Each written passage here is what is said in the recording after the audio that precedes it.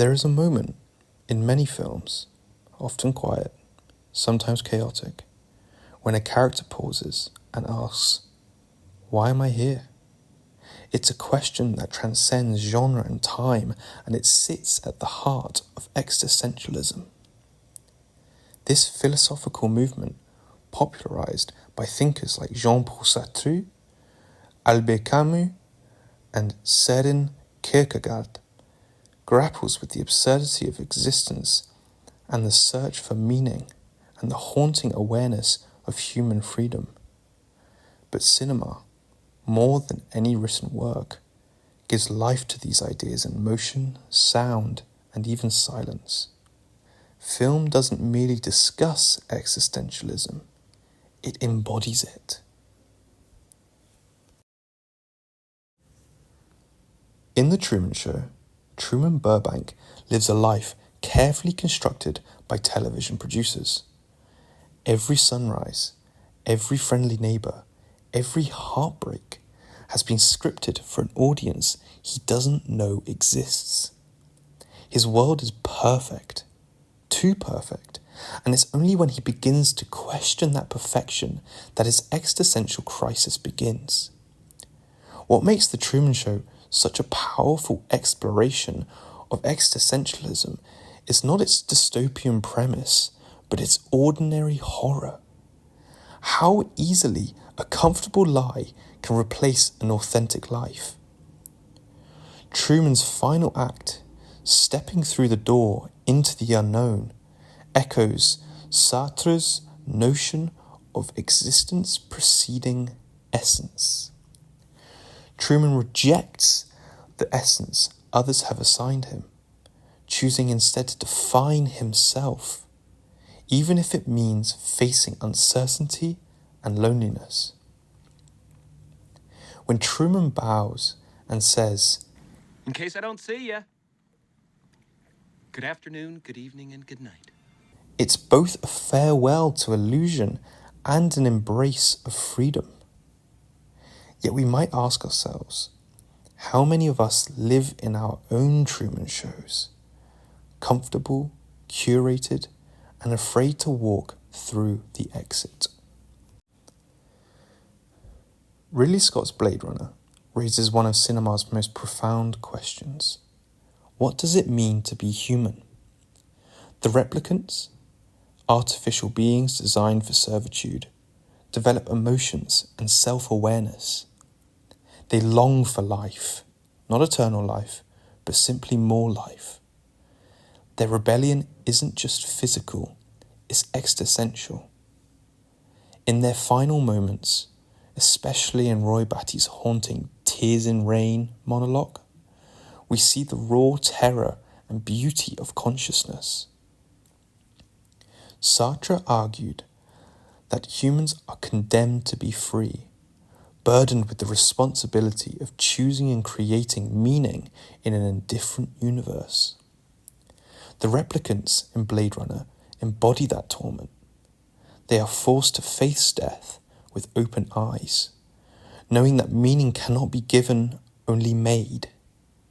Roy's choice to save Deckard, the man sent to kill him, transforms him from monster to moral being. In that instant, he transcends his design. The question lingers: if an artificial being can act morally, can reflect, can feel, does meaning belong to biology or to consciousness?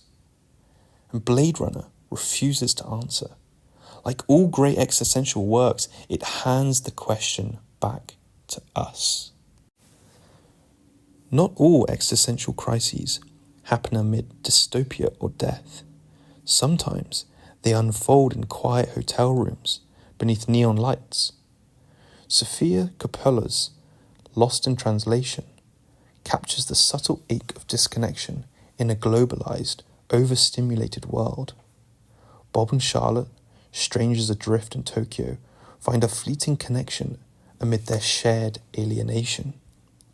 Their story reflects the existential idea that meaning is not a universal truth, but something we create through relationships, choices, and awareness.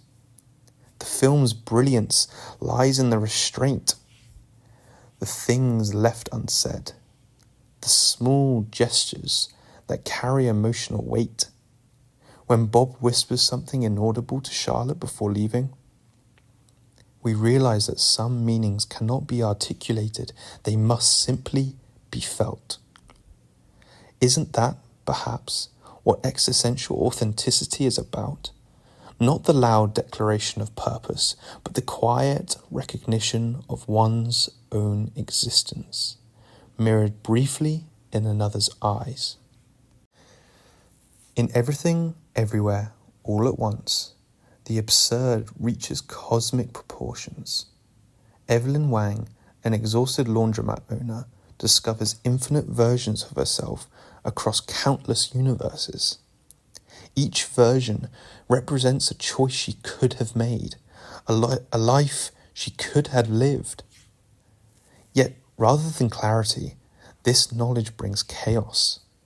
The film turns the existential question of freedom into a kaleidoscope of absurdity. If everything is possible, does anything matter? In the film's most tender moment, Evelyn's husband Waymond offers the simplest answer: be kind. Amid infinite meaninglessness, kindness becomes a defiant act of creation. Camus would have called it rebellion, a refusal to surrender to nihilism. The film's wild absurdity ultimately circles back to a deeply human truth. Meaning is not discovered, it is chosen. And so we must ask ourselves, if every version of us is possible, which one will we decide to become?